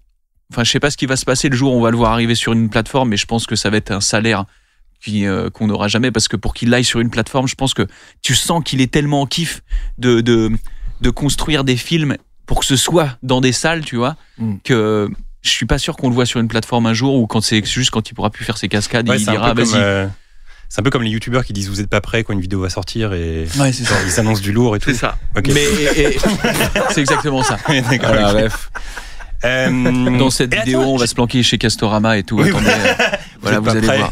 Vous êtes pas prêts, les gars. Piscine à boules géantes. Je fais ça pour que ce soit visible sur YouTube et tout. Est-ce que il y avait des cadeaux à l'avant-première alors moi, je suis pas. En fait, je suis plus trop. J'aime plus trop les goodies. Alors j'ai ramené la casquette, mais en fait, ça me fait chier à ces avant-premières là de voir. Tu sais, t'as 800 sièges avec 800 tote bags. Avec 800 bouts de plastique. Tu vois, j'étais à l'avant-première de Batman. Il y avait une sorte de laser dégueulasse. Où tu pouvais. Alors c'est rigolo, mais en fait tu vas le foutre à la poubelle. Enfin, c'est trop de pollution, tout ça. Ça me. En fait, Après, pas mal la casquette Top Gun. Ouais, ça je l'ai. Mais je trouve quand même que, enfin justement, genre, mais en plus je suis vraiment pas ultra écolo, mais ça me. Enfin, c'est des trucs où on se dit putain, allez, on vient voir juste un film. Enfin, tu vois tous les trucs. Il y a rien n'est pris, il y a des autocollants à la merde, tu vois, enfin, il y a je sais pas, c'est après trop... si les cadeaux c'est des PS5, le carton et plastique tombe les couilles. Ça c'est bien. D'accord. Ça c'est bien. Donc il y avait une casquette, il y avait une casquette, un poster, je sais plus quoi, mais moi j'ai pris la casquette. Parce qu'en général les goodies dans les avant-premières c'est pas si ouf, mais pour ce film là je trouvais ça cool d'en avoir parce que pour moi il est instantanément culte ce film. Alors maintenant c'est en revanche quand il y a des goodies, puisque maintenant je te suis bien évidemment, quand il y a des goodies de textile, c'est vrai qu'en regardant enfin en te suivant toi et tout, tu te dis que quand même là si je la garde cette casquette, elle peut valoir très cher plus tard. Ouais, c'est ça en fait, et surtout que c'est son premier film qui a dépassé le $1 milliard c'est fou, au box-office, donc incroyable. En fait pour lui c'est vraiment un film de ouf. Et du coup maintenant quand j'ai des petits t-shirts ou des trucs, quand je vois le JB qui achète qui prend de tels t-shirts de machin, je dis bah voilà, mais 67 ans, j'aurai ma casquette et je ferai JB, toi qui m'entends dans le ciel parce qu'il voilà, il serait mort. Je vais regarde cette casquette, elle vaut maintenant 23 €. Donc effectivement maintenant les goodies que je peux porter en fait je les garde. Non mais il y a des trucs que moi j'ai déjà acheté, des films que je suis allé voir, etc. Ça veut dire que dans le passé, il y a des gars qui sont allés, je sais pas, à l'avant-première du premier Indiana Jones, qui avaient des goodies et qui sont dit, mais c'est vrai, et ça, c'est sûr, ça. Très bon contre-argument. Ouais, c'est dur. Et bon, ça a existé, ça finit à la poubelle, tout mais ça. Nous, en général, on a plutôt une Vita Coco et des Skittles, quoi. C'est très décevant quand il y a juste une petite bouteille d'eau. T'es là, bon, bah. C'est pas la bonne place, apparemment. C'est vrai, t'as totalement raison sur la casquette, je vais la garder. Mais t'as bien raison de la garder. Tu sais que, figure-toi que la casquette Top Gun, j'ai essayé de la trouver sur eBay, sur Vinted. Ces bâtards la vendent 60 € déjà. T'as un trésor entre les mains. La nouvelle, là? Ouais, la nouvelle, Top Gun Maverick. Maverick, ouais. 60 € Tu l'as minimum. gardé, celle de SOS Fantôme, le dernier, là? On avait une casquette, tu te souviens? Je sais plus où elle est. Ah bah moi je l'ai gardée. Ah ouais? Ok, pas mal. Ouais, elle vaut moins que Maverick, je crois. Non. Non, je me suis renseigné. Elle vaut de l'argent? Ouais, non, je sais pas. C'est un bluff, c'est un énorme bluff. J'ai la casquette par contre. Elle vaut rien. Elle vaut rien. 2 balles. Tiens, c'est quoi dans ce genre de truc de collection, c'est quoi le truc le plus cool que tu possèdes? Je me souviens, alors, je suis déjà venu chez toi, je me souviens d'un truc très cool, c'était un jeu Mario Kart japonais que tu avais trouvé au Japon. Ah oui, j'imagine que c'est pas ta meilleure pièce. C'est une bande originale. Enfin, j'ai une bande originale japonaise de Super Mario World. Ça, ouais. Oh, bien. C'est pas parce mal, que ça. Super Mario World, c'est un peu le jeu de ma vie aussi. Et du coup, je l'ai acheté là-bas au Japon, à Tokyo, sous blister, 120 balles. Pas mal. Et à côté, j'ai failli craquer. Je me suis dit non, c'est vraiment pas raisonnable. Parce que ça, c'était mon deuxième choix. Mon premier choix, c'était la bande originale de Donkey Kong Country 2, qui était à 1300 €. Oh. Et vraiment, j'ai réfléchi 10 minutes. Parce que à l'époque 1300 €. 1300 €. Et à l'époque, j'avais un peu plus de moyens. Tu vois, j'étais machin, j'avais travaillé à Canal, tout ça. J'étais bon. En fait, c'est dans mes cordes. Et je fais méga. Non, là, t'es en train de faire n'importe quoi. Mais je me souviens, j'étais avec Tom et Anis à l'époque d'ailleurs. Et vraiment, je suis resté devant la vitrine pendant 15 minutes à faire qu'est-ce que je fais. Parce que pareil, Donkey Kong Country 2, pour ceux qui connaissent pas, déjà, c'est honteux. Et vraiment, la bande originale, c'est un chef-d'œuvre. Dans quelles conditions t'écoutes la bande originale de Donkey Kong Country 2? En y jouant. Mais de temps en temps, une fois par an, je me refais des musiques avec des potes. On s'envoie des liens YouTube. Vous pouvez les trouver sur YouTube. Mais du coup, je me suis rabattu sur Super Mario World qui voulait dire quelque chose. Mais alors, combien écoute aujourd'hui cette bande originale de Donkey Kong à 1300? Ça se trouve, elle vaut 2-3 000. Parce qu'elle est ultra rare. Et tu sais, c'était vraiment un tout petit CD, parce que celle de Super Mario World, c'est un double CD que j'ai jamais ouvert, je l'ai laissé sous blister, et qui est pourtant d'occasion, parce que les Japonais, en fait, ils reblistent tout. C'est trop. T'achètes un truc, t'as l'impression que c'est neuf, en fait, non, c'est eux qui reblistent. Et ça. Et sinon, j'ai une borne d'arcade. Jean-Claude Van Damme. Ouais. Faites maison. C'est pas mal tout ça. Ça, c'est beau, ça. Guillaume a un flipper Star Wars chez ses parents. Ouais. Ça, c'est beau, ça. Qui date de. C'est quoi l'histoire? Le premier flipper Star Wars qui existait. Ah donc ouais, de toute la Terre. Ouais. Je te l'appelle, toi, comment tu le dis? Non. Je te jure, c'est vrai. Quoi? Non, mais genre la première vague. Attends, parce que maintenant, il y en a des nouveaux. Il fait des vannes. Les premiers épisodes, quoi. C'était le Star Wars des années. Il a été édité en 80. Ouais. Mais non. Mais il vient d'où? Attends, mais mon père, alors, voilà, mon père, il conduisait les métros, d'accord? Il part à la retraite. Mon père était chef-op sur Star Wars. Et D'accord. D'accord. Ok. Voilà. Et en fait, non, il me dit, j'ai un pote qui répare des flippers et tout. Je vais acheter un flipper pour la maison et tout. Je suis trop bien.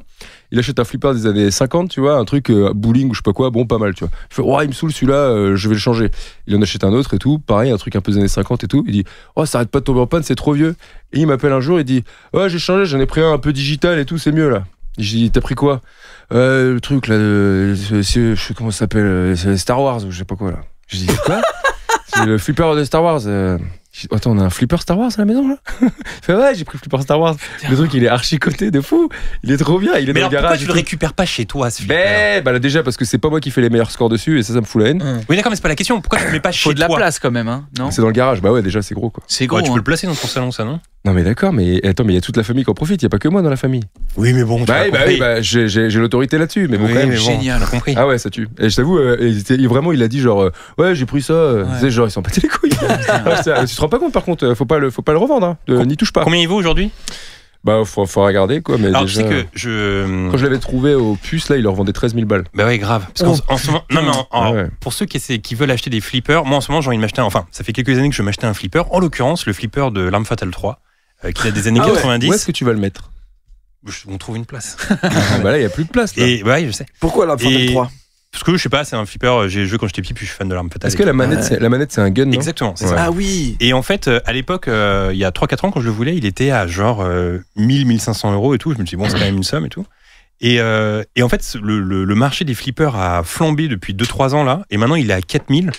Et tous les gars disent, ouais, mais dans 2 ans, il sera à 6000, 7000, etc. Donc là, je me tâte, mais bon, c'est quand même un prix, quoi. Tu vois, il faut le mettre quelque part encore. C'est-à-dire que là, dans Star Wars, effectivement, tu dis 13 000, je pense que c'est le prix, effectivement. Je pense qu'il a, il a dû prendre en plus. Non, mais 13 000. Je crois que tu te rends pas compte de la place que ça prend, hein, quand même. Ouais, si, c'est gros. C'est énorme. Il y a la place et le bruit aussi. C'est très bruyant. Ah ouais. Ouais, mais tu l'allumes pas tout le temps, quoi, tu vois. Comme ta borne Terminator 2, quoi. Ma borne Terminator 2, j'ai dû l'allumer 2-3 fois, tu vois. Donc, bref. Il a la borne Terminator 2. Ça, on l'oublie, ça. C'est l'époque. Elle est belle. C'est la meilleure pièce. Pareil avec le gun. Ouais, avec les mitraillettes et tout. Trop bien. Non, mais surtout, tu l'avais pas payé cher, ça, par contre. Mais ça, j'ai fait une affaire, mon gars. Maintenant, aujourd'hui, elle est à 3-4 000 à chaque fois.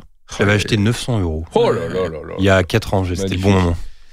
Magnifique. Dis-moi, Jérôme, le dernier film que tu as vu via une plateforme? Top Gun Maverick. Non. C'est pas possible. Le dernier film que j'ai vu, il me semble que. Mais je me demande si c'est pas Top Gun tout court. Ah, tu t'es refait. Je me suis refait Top Gun. On a tous fait ça, je crois. Avant le. Et j'ai vraiment beaucoup ri. Honnêtement, c'est too much. Hein. Mais je crois que je préfère le 2 en fait. C'est ça qui est fou. C'est très rare de préférer le 2 au 1. Moi aussi. Il y a beaucoup plus d'action dans le 2 déjà. Ouais, mais je sais pas le. Puis il est plus sérieux. Ça m'a séduit. Je suis séduit par le 2. Ouais, en fait, il y a encore. Le 2 est quand même bien débile, hein, attention. On a une amourette écrite par mon petit frère il est pas auteur, donc tu vois. Mais c'est Avec un des truc pubs de bagnole. Ouais, c'est une amoureuse entre deux personnages, deux persos de 55 ans. C'est hilarante, quoi. C'est un truc de bébé cadom. mais le premier, c'est encore pire. Ouais. Le premier, les musiques qui s'arrêtent jamais. Ouais. Jamais. Et genre, et la lisibilité, tu vois. À l'époque, il y avait pas autant de moyens. Tu sais, le premier gars, c'est hilarant. Enfin, dans les avions, mec, tu comprends que dalle. Genre, je riais tout seul. T'es où? Mais on sait pas du tout ce qui se passe. Non, mais c'est vrai. Ils sont dans les cockpits et tu sais, ils vont de droite à gauche pour regarder, l'action va se passer là. Mais gars, on n'a aucune idée d'où on se trouve dans le ciel. Exactement. C'est illisible. Ouais. Et là, dans le 2, c'est. Et en fait, tu comprends exactement. tout, quoi. C'est vrai que dans le 1, quand je l'ai revu, j'avais rien compris comme toi, où est-ce qu'ils sont dans le ciel et tout. Mais gars, c'est. Et dans le 2, il y a même des schémas en 3D où on voit un peu ce Ouais, qu'ils mais vont c'est faire ça, pour la c'est- mission. c'est tu génial vois. d'avoir fait ça. Enfin, en gros, ils te prennent par la main en mode tu vas très bien comprendre ce qui se passe dans Il y le a- ciel. ça- il y a un esprit jeu vidéo à fond, je trouve. Ah Dans ouais, ce bah délire. ouais, de ouf. De dire on va passer par là, on va faire ci, tac, faut se et du coup quand tu le vois, tu le fais ok et en fait à la scène de fin, toi-même tu sais à quel moment ils doivent le faire. Exactement. Et tout. C'est ça. À fond dedans. C'est trop bien. J'adore ce film. Ouais, il est trop bien. Peut-être Et mon mon- film préféré cette année pour l'instant. Et moi, pareil, ouais, je me suis rendu compte, je te l'avais dit, mais je me suis rendu compte dans le dernier acte où ça envoie le pâté, où vraiment je l'ai regardé avec mon ref et tout d'un coup, je suis sorti de mon corps où genre j'étais genre agrippé véritablement à mon siège. Tu sais, mais c'est même pas l'expression genre vous allez être agrippé à votre siège. J'étais comme as. J'étais genre, j'avais la nuque complètement tendue. Je fais, oh l'enfoiré, quand même, c'est bien. le réal, bien wesh. Ah ouais, c'est Et bien. justement, il a pas trop de musique, moins de musique. C'est que des bruits d'avion sur la fin. T'es pour, oh là là. Tandis c'est que trop le bien. premier, c'est tout le temps. C'est- Puis même, je trouve qu'ils ont bien géré aussi la séquence émotion avec Val Kilmer. Tout est bien géré dans ce film. Ouais, grave. Ouais, c'est bien ça. Oh, ça m'a fait de la peine. Bah oui, oui, c'est bah, toujours D'ailleurs, de la ma peine. meuf, elle avait pas l'historique. Pourquoi Ah. elle fait. Ouais, pareil. Qu'est-ce qu'il a? Ouais, pareil, mon ref. Comment non. ça Pourquoi fait il parle pas, plus je sais pas, Ouais. wesh, D'ailleurs, j'en profite pour encore une fois parce que maintenant il est dispo sur Prime Video, de Sur vous Amazon, recommander le documentaire sur la vie de Val Kilmer qui est incroyable, que j'avais vu à Cannes l'année dernière, je crois, et qui m'avait fait pleurer, Chef-d'œuvre. quoi. J'ai Ouais, chialé tu aussi. l'as vu Ouais, chialé. Ouais, ça fait chialer, hein. Chialé. Ouais. Faut être dans Euh, une bonne vibe quand même. Ouais, je suis bien resté sur le canapé à chialer pendant le générique. Ouais, J'ai bah fait, ouais. oh là là, putain. Ouais, avec la petite musique et la guitare. à la Ouais, fin, trop beau. Ouais, trop beau. La dernière série que t'as regardée. Killing Eve. Très Je bien. suis sur c'est la bien. saison 4, un peu moins bien. Ouais, ok, Ouais. d'accord, très Mais bien. vraiment, les 2 premières saisons, c'était absolument C'est génial. avec la meuf de Grey's Anatomy, ça. Exactement. Très bien. Bah, je t'ai pas de ma science en fait. Ouais. Voilà ce que je suis en train de faire. Et l'autre actrice aussi qui est absolument qui s'appelle Jodie Comer, je sais plus, qui est Tu vois, par absolument extraordinaire, qui joue le rôle de Villanelle, qui est l'autre l'autre personnage principal et qui joue dans le dernier duel. Tu m'as moins épaté Ah oui. là du coup, tu vois, parce que t'as galéré à raconter le. Ouais. Passons à la question suivante. La dernière chanson que t'as écoutée. Dernière chanson que j'ai écoutée. Là, avant de venir, tu t'es fait un petit son. Attendez, ouais, je vais regarder. T'es venu comment, en métro, en voiture, en scooter je suis venu en scooter. Ah bah là, c'était Laurent Garnier, Bertrand Belin et The Limanas. Est-ce que t'as un titre Liminianas. Ouais, Je peux voilà, permettre. merci. Au début, c'était le début. Puis vite, ce fut la suite. Le dernier livre que t'as lu? Le chien des Baskerville, c'était en 4e. J'allais dire c'est un livre à l'ancienne, mais Donc, c'est du Sherlock Holmes, c'est ça, hein? Ouais. D'accord, très bien. Ça t'avait Ouais. plu? C'était génial. Et après, je me suis dit, avec les images, c'est mieux, genre D'accord, ok. manga. Et T'étais après, obligé de j'ai le fait- lire pour l'école ou vraiment c'était un plaisir Totalement perso? obligé. D'accord, ok. Ouais, je n'ai jamais rien lu je lis pas. La dernière BD ou le dernier manga que t'as lu, ça tu le fais aussi ou... Ouais, alors en BD, qu'est-ce que je. Mais ça remonte. Ça doit être un Enki Bilal que j'ai chez WAM. Ok. Mais je sais plus c'est quoi. C'était il y a très longtemps en fait. Ouais, j'ai pas lu depuis longtemps. Même BD ou manga. Alors justement, le dernier objet culturel que tu as acheté. Ah. Tu t'es fait un petit achat récemment Non. Ah ouais, t'achètes pas toi. Tu t'achètes pas des petits plaisirs comme ça? Non, je me suis pas acheté. J'ai acheté un meuble pour mettre des vinyles. Donc, Ah bah oui, mais ça, il y a c'est quand même culturel. un peu, voilà, tu sais, un meuble un peu en plexi transparent Mm. mais marron. Mais Donc voyez. tu t'écoutes des petits vinyles, toi? Je m'écoute des petits vinyles, Ouais. exactement. Quoi comme vinyle? T'as des petits vinyles que Ouais, t'aimes bien? ouais, c'est ça, ouais. Ouais. Carrément des vinyles, quoi. Bah, ouais, attends, des tu déconnes ou 33 quoi? Mais tours, carrément, C'est avec des vinyles, plaisir, ouais, gars. d'accord, très Bah ouais, ouais. Et enfin, là où le dernier artiste que t'as suivi sur Insta ou Twitter? Il y a un petit artiste que t'as suivi récemment là? Tu likes ses photos, tu regardes ses stories. Bah ouais, exact. Ok. Mais écoute, Jérôme. Attends, bah regarde, c'est qui? Alex Baupin. C'est Alex Ah, Baupin Alex que t'as Baupin, suivi ouais. récemment. Très bien. Exactement. Et alors, ça te fait plaisir ces stories, il met des bonnes stories? Bah ouais, carrément. Ok, très bien. Jérôme, est-ce que tu peux nous parler de ton actu? Ouais. Alors, je sais que tu joues à l'Européen depuis quelques temps. Très bon spectacle Merci. qu'on a eu la chance de voir. Ouais. Merci beaucoup. Là, je sais qu'il reste quelques dates encore à Ouais. l'Européen. Quelques dates jusqu'au 6 juillet. Donc, venez nombreux. Alors, attends, C'est parce à que- l'Européen de Paris. Parce que je crois que ce podcast sort... Jusqu'au 20 juillet, pardon. Ah, jusqu'au 20 juillet. Ouais, Ah, d'accord, très bien. jusqu'au 20 juillet. Donc il reste quelques dates encore, vraiment très peu de dates. Et après, je pars en tournée dans toute la France, octobre, novembre, décembre. Est-ce que tu as des petites villes comme ça à nous donner pour les auditeurs qui nous écoutent et qui sont pas forcément à Paris? Bordeaux, Ok, Lyon, ok. Nice, Lille, Saint-Grégoire, entre autres. Ok. C'est Mais où, en Saint-Grégoire? Belgique, en Suisse, c'est Bretagne. D'accord. Et aussi en Suisse et en Belgique. Ok, pas mal. Voilà. Comment ça évolue ce spectacle? Parce que je sais que tu me disais qu'il y a des nouvelles vannes qui arrivent, tu joues beaucoup avec le public. Ouais. C'est un spectacle qui a vocation à évoluer au fil des dates? Ouais, bah là, qui a évolué déjà depuis. Enfin, je pense là, depuis que vous êtes venus, il y a des trucs nouveaux. Là, j'ai changé un truc, j'ai rajouté un truc sur la dernière minute du spectacle que j'ai rajouté là, il y a 2 semaines. Ok. Et là, on réfléchit à un nouveau, éventuellement un nouveau sketch qui pourrait s'insérer, qui me fait marrer. Donc, mais là, il faut qu'on réfléchisse dessus.